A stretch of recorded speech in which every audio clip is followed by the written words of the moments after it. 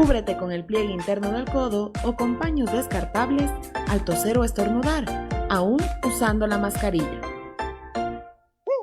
Considera el tiempo de uso de las mascarillas. Desecha la mascarilla usada en una funda para evitar contaminaciones.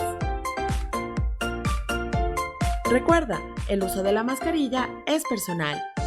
La mascarilla debe cubrir boca y nariz hasta la barbilla. Es una recomendación del Hospital de Especialidades de Eugenio Espejo y su radio Conexión Vital, la primera radio hospitalaria del país.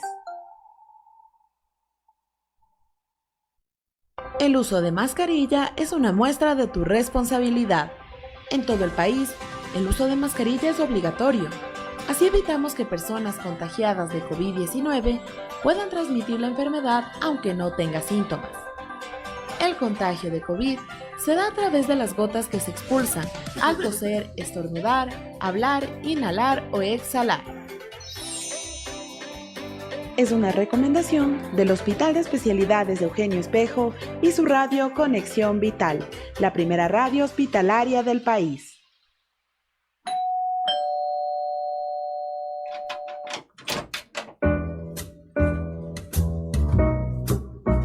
Otro invitado especial ha llegado a Cita Médica para contarnos la importancia de una vida sana por Conexión Vital. Bienvenidos.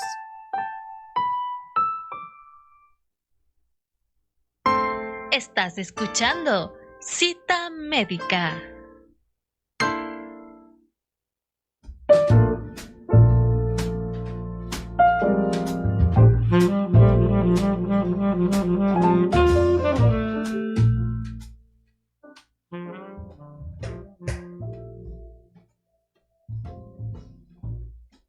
Muy buenos días, estimados oyentes, bienvenidos a su programa Cita Médica, por su radio Conexión Vital, la radio del Hospital de Especialidades de Eugenio Espejo.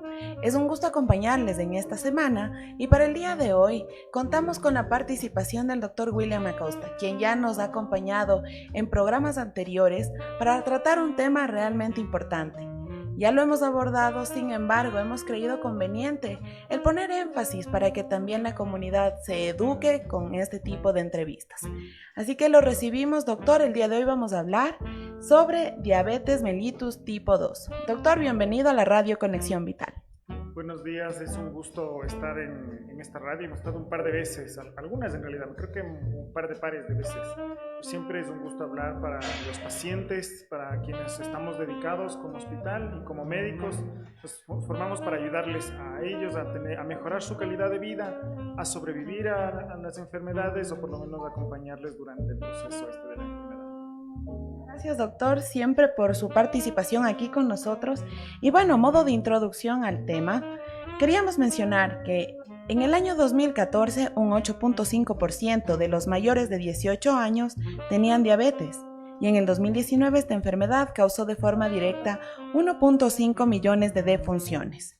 La dieta saludable, la actividad física regular, el mantenimiento de un peso corporal normal y la evitación del consumo de tabaco previenen la diabetes de tipo 2 o al menos retrasan su aparición.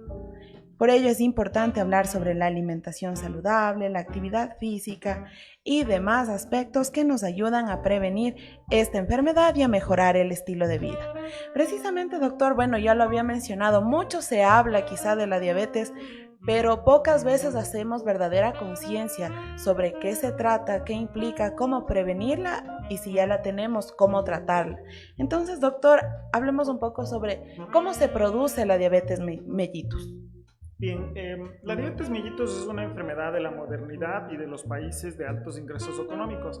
Ecuador es un país bien peculiar porque aún tenemos enfermedades o muertes o personas que se enferman y mueren por enfermedades infecciosas, más allá del COVID, pero por otras enfermedades infecciosas, junto con muertes por estas enfermedades de los países de altos ingresos económicos. La causa de la diabetes tipo 2, que es el tipo más frecuente de diabetes, es el exceso de peso. En realidad el término diabetes diabetes mellitus solo quiere decir tener el azúcar alto en la sangre. Este azúcar alto causa ceguera, es la primera causa de ceguera en el mundo. es la primera causa de insuficiencia renal que termina en diálisis en el mundo, es la primera causa de amputaciones en los pies que termina en el mundo y es la segunda causa de muerte en nuestro país, o por lo menos lo era antes del COVID. Ahora, claro, en los datos del 2020 que nos liberó INEC hace un par de meses, muestra que la diabetes es la tercera causa de muerte, pero también nos muestra un dato interesante: las personas que tenían diabetes tenían mayor probabilidad de morir, y de hecho se vio que hubo el doble de muertes prácticamente por diabetes en las personas que seguramente se contagiaron de COVID, y entonces esta COVID fue más grave y terminó en muerte porque el paciente tenía diabetes, que si no la tenía o estaba bien controlada, entonces no hubiera fallecido. La diabetes tipo 2 es la que se presenta en el paciente adulto por obesidad, en contraposición o comparado con la diabetes tipo 1, que se ve más bien en niños y se debe a un defecto en el funcionamiento del páncreas, que es un órgano que todos tenemos en el abdomen que cumple varias funciones, dentro de ellas producir insulina. La insulina es la hormona que regula la cantidad de glucosa, de azúcar en sangre. Entonces, la diabetes tipo 2, pensada como la causa de diabetes o el tipo de diabetes en 9 de cada 10 personas que sufren de esta enfermedad, es causada por la obesidad. La obesidad más lo que llamamos factores de riesgo hereditarios. Todos nacemos con una predisposición mayor o menor a desarrollar diabetes, y la desarrollamos si es que tenemos un exceso de peso. Yo pienso en un paciente en el que la mamá, la papá, el tío, los primos, hasta el perro en la familia es diabético, va a desarrollar diabetes con un sobrepeso leve. Pero otra persona que nadie en su familia tiene diabetes, que el único que tiene diabetes es un tío político que encima es adoptado, pues probablemente nunca desarrollará diabetes por un gran peso. Pero antes de ponernos a comer como locos porque nadie en nuestra familia tiene diabetes, hay que saber también que hasta la mitad de las personas que tienen diabetes no lo saben todavía. Entonces yo puedo decir, nadie en mi familia tiene diabetes, y hasta la mitad de mi familia tenerlo y todavía no enterarse, hasta cuando tristemente es muy tarde porque o está ciego, o los riñones no funcionan, o hay infecciones en los pies, o se descubre accidentalmente con un examen que se hace por alguna otra causa. Es triste porque la diabetes es fácil de diagnosticar. Un examen de sangre en ayunas simple para medir la glucosa nos dice si la persona tiene o no tiene diabetes. Lo normal de glucosa, de azúcar en la sangre, es menos de 100, y de 126 para arriba es diabetes, y entre 100 y 125 están estas personas con alto riesgo de pasar a diabetes, lo que llamamos prediabetes. Entonces, es una enfermedad grave, es frecuente, como lo dijo Jesse hace un tiempo, al comienzo de esta entrevista. Se cree que en realidad hasta el 10% de las personas en el Ecuador tienen diabetes. Esto quiere decir que 1 de cada 10 personas que usted conozca tiene diabetes. La mitad de ellos ni siquiera lo saben, no reciben tratamiento, insisto, hasta que es muy tarde. Entonces, saber que la obesidad es una enfermedad, saber que causa diabetes, la obesidad causa infartos en el corazón, que es la primera causa de muerte en nuestro país, produce hipertensión, que es la cuarta causa de muerte en nuestro país, empeora el riesgo de terminar en terapia intensiva o morir por culpa de COVID. Es una enfermedad grave y como tal se la tiene que entender, y una de las manifestaciones, una de las formas como se presenta la obesidad como enfermedad grave es la diabetes tipo 2. Ahora, doctor, al respecto de lo que usted ya ha mencionado, el exceso de peso, la obesidad sería el factor de riesgo, por así decirlo, el más alto, el que conduce a la diabetes. Sin embargo, quizá hay otras situaciones adicionales. Y bueno, aparte de eso, usted lo había mencionado que con un examen que quizás es de rutina se puede determinar ya la aparición de la diabetes. Quizá existe alguna sintomatología o es cuestión de nosotros, de conciencia, para saber qué es lo que estamos consumiendo, cómo estamos llevando nuestro estilo de vida, o hay algún síntoma. Primero, como los factores de riesgo, el más importante, como les dije, es el exceso de peso. De ahí vienen los antecedentes familiares, que en alguien en mi familia tenga diabetes me incluye o me causa un riesgo de que yo también pueda desarrollar diabetes. Existen otros factores como la edad. Es más frecuente desarrollar diabetes tipo 2 conforme van pasando los años. El estilo de vida sedentario, que es como parte de la obesidad. Hay factores de riesgo bien interesantes y que se ven mucho en nuestros pacientes en nuestro Ecuador, es la urbanización, quiere decir haber nacido en un pueblo, en el campo, y luego pasarse a vivir en una ciudad. Todo ese trastorno, todo ese cambio de vida aumenta el riesgo de diabetes, y existen muchos otros factores de riesgo más. La diabetes es una enfermedad que empieza silenciosamente, ¿no? Cuando solo se puede medir con el azúcar bajo en la sangre. Luego, cuando se eleva demasiado, más allá de 200, les recuerdo que lo normal de glucosa es menos de 100. Cuando está más de 200, entonces la gente empieza a salir la glucosa por la orina, el azúcar empieza a salir por la orina y el azúcar atrae agua. Entonces estos pacientes empiezan a orinar mucho, se despiertan varias veces en la noche para orinar y orinan mucho. Como están perdiendo líquidos, entonces tienen mucha sed, toman 3, 4, 5 litros de agua por día.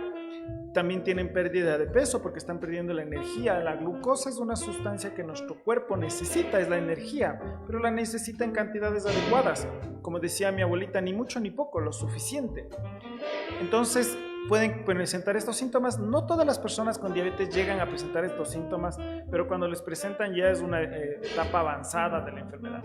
Y otras personas descubren su diabetes tristemente ya cuando están quedándose ciegas o ya cuando el riñón está funcionando mal y les van a hacer diálisis o están cerca de la diálisis o cuando tienen infecciones en los pies que no se cubren. Entonces, en todo ese espectro, mientras más temprano uno diagnostique la diabetes, mientras más bajo era el azúcar cuando le diagnosticó, mayor la probabilidad de evitar todas estas complicaciones, la ceguera, la insuficiencia renal, las amputaciones, los infartos en el corazón, los infartos en el cerebro, la muerte, más fácil de controlar, con menor medicación, con menores intervenciones, cuando se diagnostica más tempranamente, y esto se hace cuando el paciente no tiene síntomas y se encuentra un hallazgo, le llamamos casual, de una glucosa en ayunas, de un azúcar en la sangre en ayunas elevado fuera de los valores normales. Y doctor, tenemos una pregunta en nuestra línea de WhatsApp y nos consultan: ¿cuál es el rol que cumple la insulina en los pacientes que tienen diabetes? Esto nos pregunta Jesús Lucio. Esa es una pregunta bien importante, ¿no? Primero, la insulina es una sustancia que produce el cuerpo. Mi cuerpo, el cuerpo de cada uno de los que nos está viendo y escuchando, produce insulina. Es una sustancia del cuerpo.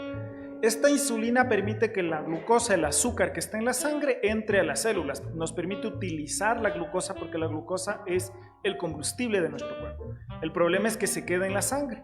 Cuando la insulina no funciona o no hay insulina, en la diabetes tipo 2, que hemos dicho es la más frecuente, hay insulina pero no funciona. En la diabetes tipo 1, la de los niños que se ponen insulina varias veces al día, directamente no hay insulina.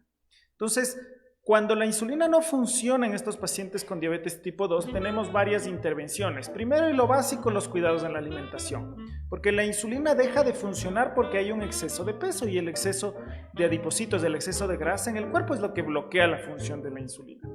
Luego, agregado a esto, se utilizan medicamentos, un medicamento que se llama metformina que hace que la insulina funcione mejor dentro de nuestro cuerpo. Luego otra serie de medicamentos que hacen que el cuerpo o produzca más insulina o esta insulina funcione mejor.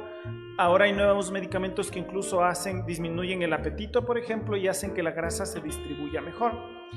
Cuando todo esto falla, porque todos estos medicamentos tienen una capacidad limitada, el tratamiento es entonces poner la insulina. La insulina es el tratamiento todopoderoso para la diabetes. No importa qué tan alto esté el azúcar en la sangre, la insulina le va a bajar. La insulina medicamento le va a bajar el azúcar de la sangre. El detalle es que cada persona necesita una dosis diferente de insulina. Hay personas que poniéndose una vez al día insulina, 10 unidades, una dosis pequeña, se controla. Hay otros que requerirán 15, 20, 18, 40, 50, lo que sea necesario para controlar el azúcar en la sangre. Pero como esta insulina es todopoderosa, puede bajar demasiado el azúcar de la sangre. Y lo que hay que hacer con la insulina es dar la dosis suficiente al paciente para mantener controlada su diabetes, para bajarle el azúcar de la sangre, pero que no sea demasiado bajo. Esto se consigue dándole la dosis precisa a cada persona. Como la insulina hasta el momento solo existe inyectable y a la gente no le gusta inyectarse, ¿y a quién le va a gustar? Entonces se inventan estos mitos, estas creencias acerca de la diabetes, acerca de la insulina, que la insulina causa ceguera, le va a dejar ciego. No, la diabetes es lo que le va a dejar ciego y no utilizar la insulina a tiempo es lo que le va a dejar ciego. Que daña los riñones, imposible, la insulina es una sustancia del cuerpo mismo, no puede dañar nada. La diabetes es la que es la primera causa de insuficiencia renal que termina en diálisis en el mundo, y demorar y de dejarle que un paciente esté con el azúcar alto en la sangre durante mucho tiempo, eso es lo que le va a dejar en diálisis. Misma cosa para las amputaciones. Dada a la dosis correcta en el momento correcto, la insulina controla la diabetes y evita las complicaciones.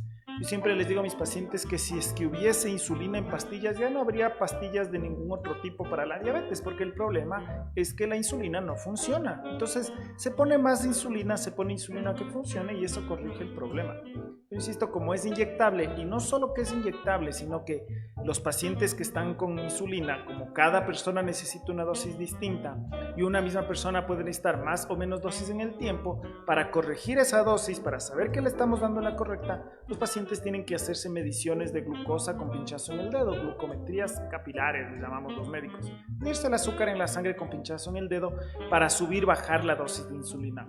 La dosis de insulina se puede cambiar incluso hasta pasando un día. Hay pacientes que requieren cambiar la dosis pasando un día. Hay otros pacientes que ya están estables y ya no requieren tanto. Pero para dar insulina se requieren controles con pinchazo en el dedo. Insulina y controles de glucosa son hermanos gemelos inseparables. Y entonces eso también dificulta un poco el tratamiento, porque ya estamos hablando del paciente que necesita insulina, que necesita controles con pinchazo en el dedo y que necesita corregirse la dosis de insulina prescrita por el médico, o incluso a algunos pacientes se les enseña cómo subir o bajar la dosis de insulina según lo que requieren. Muchas gracias, doctor, por la respuesta a esta pregunta, y tenemos otra inquietud. Nos consultan desde Santo Domingo. Dice, mi madre tiene aproximadamente 15 años con un diagnóstico de diabetes mellitus tipo 2. De hecho, ha sido sometida a una amputación de uno de sus pies. ¿Qué es lo que nosotros debemos hacer? ¿Qué cuidados debemos tener al respecto de nosotros como hijos, y también cuidados para mi madre? Interesante, el tratamiento de los pacientes con diabetes siempre incluye el tratamiento de la familia. Porque como les dije hace un rato, el tratamiento básico, lo base que todo paciente con diabetes tiene que hacer es cuidados en la alimentación. Y no es posible que un paciente coma una cosa y en la misma mesa los otros familiares, los hijos, los nietos, los hermanos coman una cosa diferente. Imposible. La alimentación para el paciente con diabetes encima o además va a ser bien a toda la familia. Todos deberían comer así, todos deberíamos comer así. El detalle es que las personas que tienen diabetes, y mientras más complicada está, mientras más complicaciones tiene o el tratamiento es más complejo, requerirá tratamientos específicos. El tratamiento nutricional ideal para el paciente es individualizado, tanto como el tratamiento en pastillas o insulina. Cada persona con diabetes requiere un manejo nutricional distinto, que depende de sus actividades, de su edad, de si es hombre, si es mujer. Cada persona con diabetes debería estar con su nutricionista para que le dé un tratamiento, unos cuidados de la alimentación para ese paciente. Y entonces apoyar a esa persona, que la familia apoye.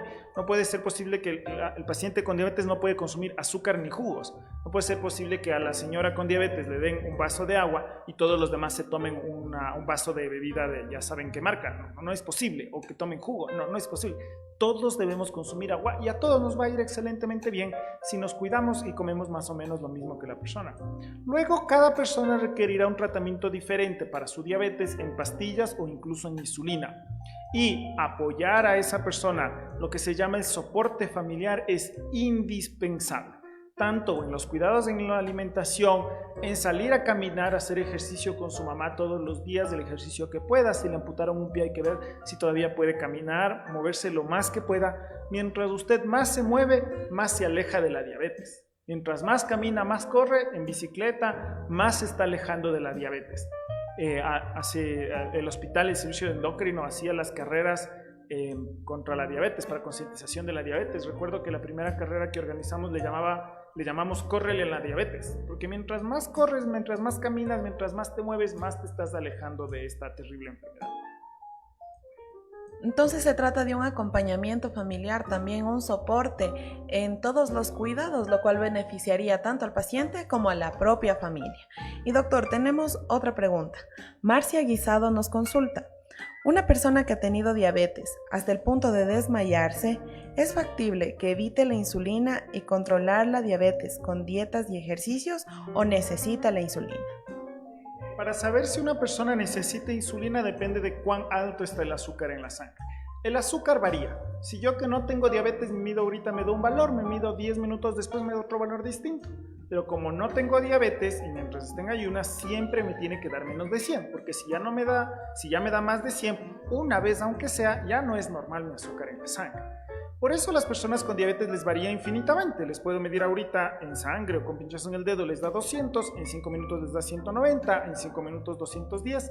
Medir el azúcar en la sangre puede servir, pero muy poco en las personas con diabetes, y lo que se hace es un examen que se llama hemoglobina glucosilada. Algunos médicos, un gran amigo que se dedicaba a diabetes le llamaba el chismoso, porque esta hemoglobina glucosilada nos dice el promedio de los dos últimos meses de azúcar en la sangre. Lo normal es menos de 5.7. Las personas con diabetes deberían tener menos de 7 o como máximo 8. Las pastillas funcionan cuando el azúcar en la sangre esté con esta hemoglobina glucosilada entre 7, 8 y 9. Cuando está más de 9, no hay pastilla o combinación de pastillas que le controlen y va a requerir insulina. Lo que nosotros los médicos queremos para usted es que tenga el azúcar controlado para que no se quede ciego, en diálisis, amputado, muerto por COVID, por infartos en el corazón. Lo que sea necesario le vamos a dar en nuestro intento por evitar estas complicaciones. Esto puede ser pastillas, puede ser insulina, lo que sea necesario para controlar su diabetes y evitar que se muera o que se quede discapacitado por esta enfermedad. Importantes las recomendaciones que nos brinda el Dr. William Acosta, con quien estamos hablando el día de hoy sobre diabetes mellitus tipo 2. Agradecemos también a las personas que se están poniendo en contacto con nosotros a través de nuestra línea de WhatsApp al 097 97 22 45 9 y también quienes siguen nuestra transmisión en vivo en Facebook como Radio Conexión Vital. Vamos a hacer una pequeña pausa y regresamos para seguir respondiendo a estas inquietudes del público y esta entrevista.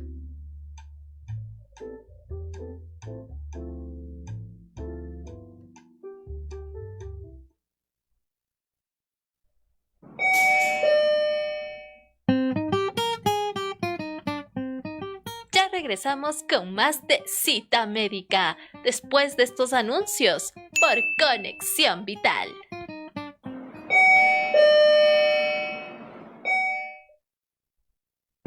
Recuerda, lávate las manos con frecuencia y sigue los siguientes pasos.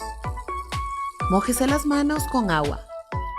Deposita en la palma de la mano una cantidad de jabón suficiente para cubrir todas las superficies de las manos. Frótese las palmas de las manos entre sí. Frótese la palma de la mano derecha contra el dorso de la mano izquierda, entrelazando los dedos y viceversa. Frótese las palmas de las manos entre sí con los dedos entrelazados. Frótese el dorso de los dedos de una mano con la palma de la mano opuesta, agarrándose los dedos. Frótese con un movimiento de rotación el pulgar izquierdo, atrapándolo con la palma de la mano derecha y viceversa. Frótese la punta de los dedos de la mano derecha contra la palma de la mano izquierda, haciendo un movimiento de rotación y viceversa. Enjuáguese las manos con agua. Séquese con una toalla desechable. Sírvase de la toalla para cerrar el grifo. Sus manos ahora son seguras. Es importante realizar higiene de manos durante la colocación y retiro del equipo de protección personal. Es una recomendación del Hospital de Especialidades de Eugenio Espejo y su radio Conexión Vital, la primera radio hospitalaria del país.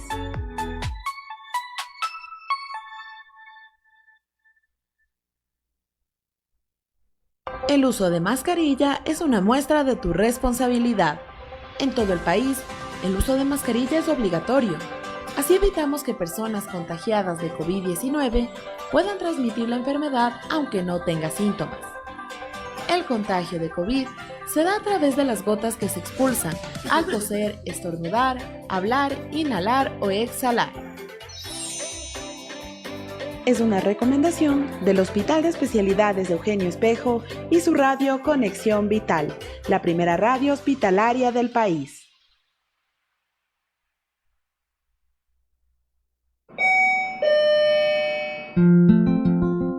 Estamos de vuelta con más de Cita Médica por Conexión Vital.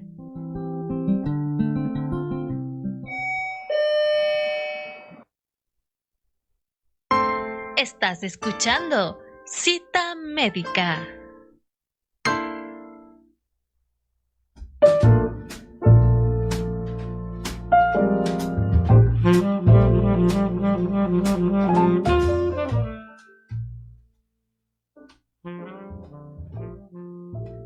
Gracias por continuar en nuestra sintonía. Este es su programa Cita Médica y el día de hoy estamos dialogando con el doctor William Acosta sobre la diabetes mellitus tipo 2.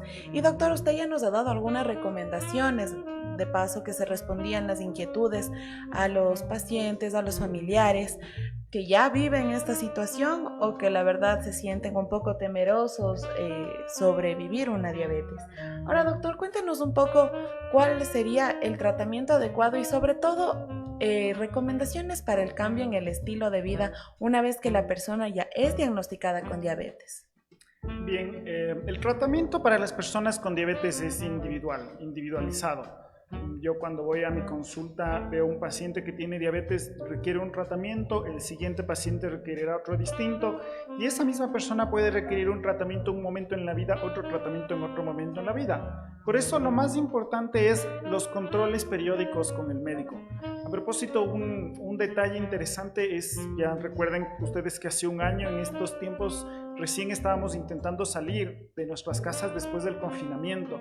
Eso trastocó el manejo, el tratamiento de muchas personas con diabetes. Muchos empeoraron su control porque no hubo la posibilidad de hacer el seguimiento presencial. Ahora, en muchos hospitales están celebrando. En Cuenca vimos cómo por primera vez no había pacientes en terapia intensiva COVID y esperemos que esto se siga replicando en muchos hospitales. Y esto se debe a dos cosas que son inseparables y que lo serán durante mucho tiempo. Yo creería que incluso un año, un par de años. La vacunación y las mascarillas. Salvaron la vida de muchos pacientes del aislamiento, quedarse en casa, salir lo menos posible. Cuando sale, utilizar la mascarilla, lavarse las manos y vacunarse.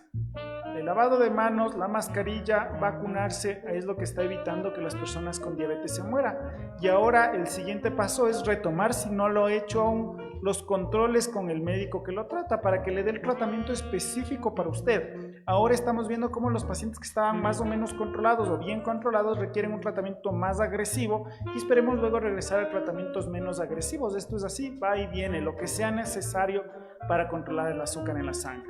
¿Qué es lo que todos los pacientes con diabetes tienen que hacer y las familias de las personas con diabetes tienen que hacer todos juntos? Los cuidados en la alimentación. Hay reglas generales o tips generales para todas las personas que tienen diabetes.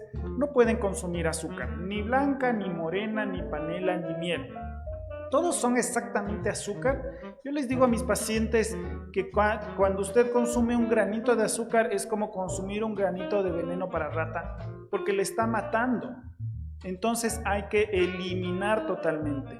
Otra de las cosas que los pacientes con diabetes no pueden son los jugos, ni naturales, ni no naturales, ni hechos en casa, ni hechos afuera, ni hechos en ningún lado.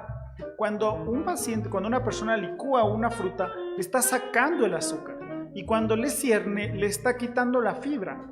La fibra es una sustancia que cuando nosotros comemos, cuando chupamos una naranja, cuando masticamos una manzana, la fibra, que es la cáscara, este bagazo, entra a nuestro cuerpo y no se absorbe, pasa por todo el estómago, el tubo digestivo y se elimina en las heces. Y esta fibra cuando se elimina, se pega el azúcar y la grasa. Entonces, si usted está botando a la basura la fibra, como le digo, cuando está sirviendo los jugos, lo que está botando es este elemento en la alimentación que le ayuda a controlar el azúcar y las grasas de nuestro cuerpo. Y si encima le está licuando, le está sacando el azúcar, es decir, lo único que usted está tomando es agua con jugo de azúcar de la fruta. Las personas con diabetes pueden y deben comer frutas enteras con cáscara. Una a la mitad de la mañana, otra a la mitad de la tarde. Obviamente las frutas que se pueden comer con cáscara, no se vaya a comer la cáscara de una banana o la cáscara de una piña. Pero por ejemplo la piña, esa piña entera, esas rodajas de piña, una rodaja pequeña puede consumir como un refrigerio a la mitad de la mañana o a la mitad de la tarde. Un paciente con diabetes tiene fibra. Y ese azúcar que se está absorbiendo, primero es en poca cantidad y segundo es de difícil paso a nuestro cuerpo. Entonces le ayuda. Entonces, no consumir azúcar ni blanca, ni morena, ni panela de miel, no consumir jugos, sino que comer la fruta entera con cáscara, tomar agua todo lo que quiera disminuir el arroz, las papas, las cosas hechas con harina, aumentar el consumo de verduras, aumentar el consumo de carnes. El paciente con diabetes puede comer todo tipo de carne, preferentemente al vapor o cocinada y no frita. Una vez a la semana un paciente con diabetes puede comer una carne frita, algún alimento frito, un huevo frito puede comer. Los huevos puede consumir. Algo que a mí personalmente me encanta, el café. El café sin azúcar y sin edulcorante disminuye el azúcar de la sangre y evita que las personas tengan diabetes. Pero claro, sin azúcar ni edulcorante, el café negro, en el que se saborea el amargo, que es el gusto del café, es del amargo del café. A los que no les gusta, pues no lo tomen. Las aguas, los tés, las aguas de las abuelitas pueden tomar si no tiene azúcar ni edulcorante. Y en algunos lugares de nuestro país venden, hablando de aguas de las abuelas, el agua de unas hojas que se llaman insulina. Es como que yo a la planta que tengo aquí al lado le llamase insulina y ya por eso va a mejorar el azúcar en la sangre. No es cierto, es solo el nombre de la planta, no le va a ayudar para nada para su diabetes. Lo que le va a ayudar es consumir agua pura si no le gusta el café. Si quiere sus aguas de la abuelita, pues bueno, pero sin azúcar ni edulcorante. Consumir frutas, consumir verduras, consumir carnes, pollo, chancho, vaca, cuy, conejo, todo puede consumir el paciente con diabetes en cuanto a alimentos. La cuestión es las porciones, la cantidad que coma. Porque si yo me como un pollo, por más que esté cocinado, me como medio pollo entero, pues voy a subir de peso y hablamos que la diabetes es por la obesidad. Entonces, todo es cuestión de cantidades y eso es el manejo nutricional. Y luego moverse. El peso que tenemos es el producto de lo que entra y de lo que sale. Si es que comemos mucho, aumentamos de peso. Pero aún no comiendo mucho, si no sale, si no nos movemos, entonces vamos a subir de peso. Entonces caminar, hacer ejercicio, si usted puede ir al gimnasio, pues qué mejor todavía. Las actividades al aire libre, ya se sabe que no hay riesgo de contagiarse de COVID siempre que sea al aire libre y aún al aire libre con mascarilla. Estas fisioterapias que hacían, no he visto ahora tanto, ojalá ya se recuperen en el aire libre, en los parques, estos aeróbicos, muévase, mientras usted más se mueva, menor el riesgo de diabetes. Y en Quito y en muchas ciudades tenemos muchos espacios abiertos para caminar, para hacer ejercicio. Eso es lo que va a prevenir que usted tenga diabetes si no la tiene, a controlar su diabetes si es que ya la tiene. Nos va a mejorar la salud en su conjunto. Doctor, y bueno, ya para ir finalizando, tenemos una pregunta de María José Albán. Ella nos comenta: mi padre está por salir con el alta después de una larga estancia en la UCI. Es diabético. ¿Cuáles son las recomendaciones en cuanto al estilo de vida que debe llevar de ahora en adelante? Tomando en cuenta que también tiene algunos daños adicionales en el riñón y una dificultad respiratoria. Los pacientes que salen de terapia intensiva, ahora COVID sigue siendo todavía un motivo muy frecuente para que los pacientes terminen en terapia intensiva, o cualquier otra razón para que terminen en terapia intensiva, destruye el cuerpo la terapia intensiva. Destruye porque no se mueven y estamos hechos para mover. Mi mamá decía, si lo que no se usa, se pierde. Y si el paciente está acostado en una cama sin moverse, porque no puede por la gravedad de su enfermedad, los músculos se hacen más pequeños y van ganando grasa. Hay que hacer programas de rehabilitación para mover de nuevo estos músculos. Hay que hacer una alimentación balanceada, mucha más razón para aumentar el consumo de frutas, de verduras, de carnes blancas mejor, disminuir el consumo de arroz, cosas hechas con harina. Y para la diabetes hay que ver con qué tratamiento requiere. Como le dije, cada persona requiere un tratamiento distinto y muy seguramente el tratamiento que tenía antes para la diabetes no va a ser el mismo ahora, después de que salga de la terapia intensiva, después de que salga de esta enfermedad grave.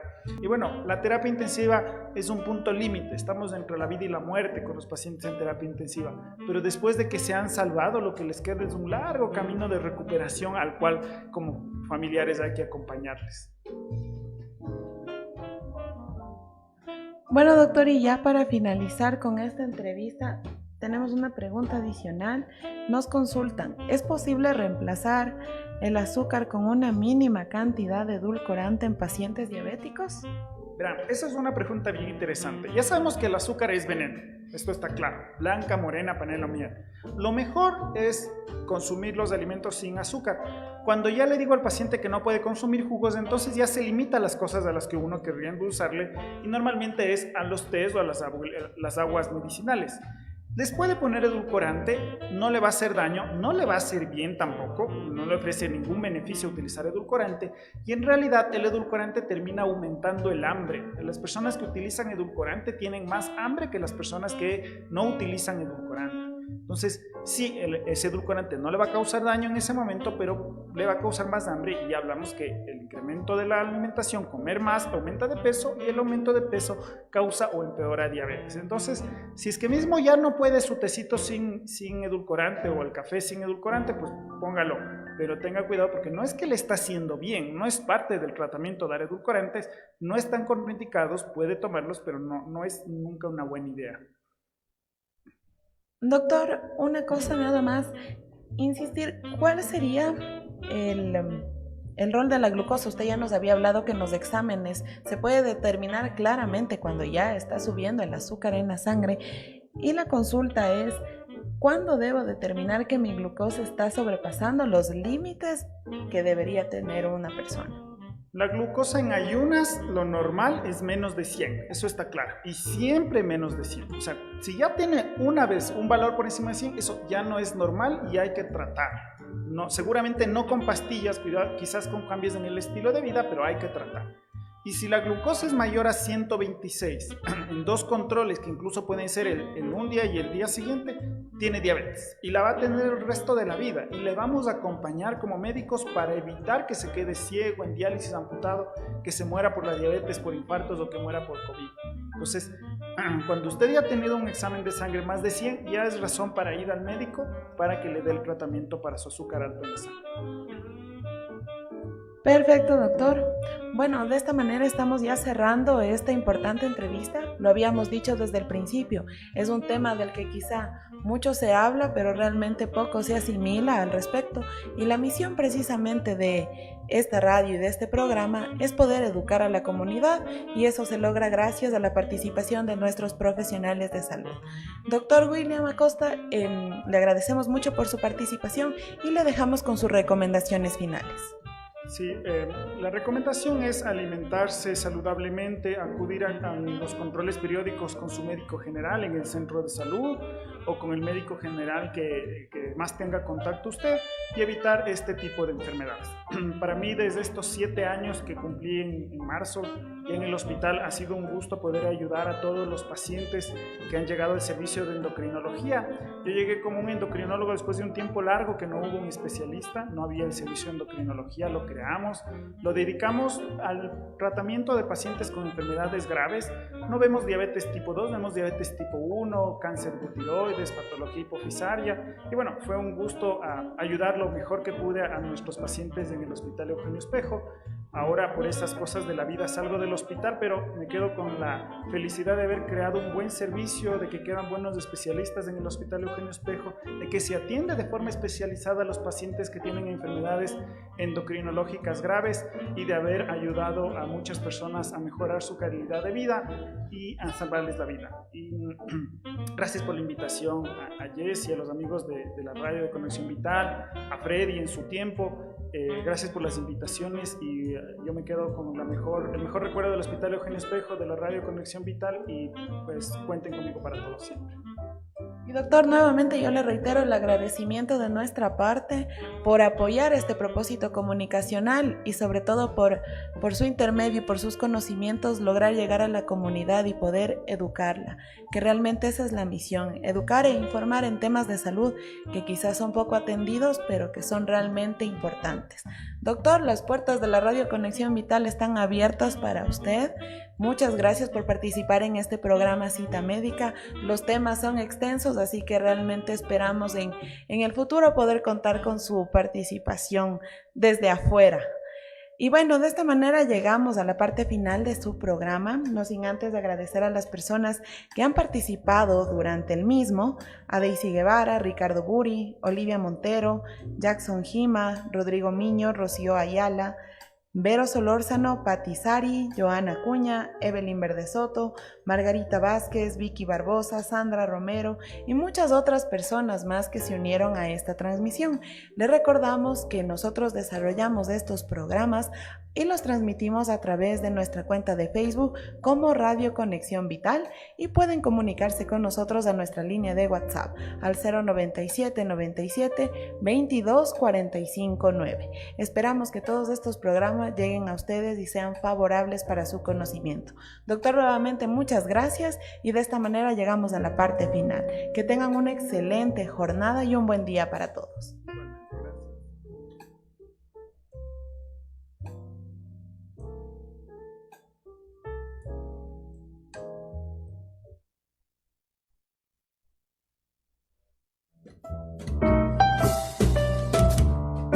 Hemos llegado a la parte final de Cita Médica, con otro invitado especial. Te esperamos de lunes a viernes a las 10 de la mañana, por Conexión Vital.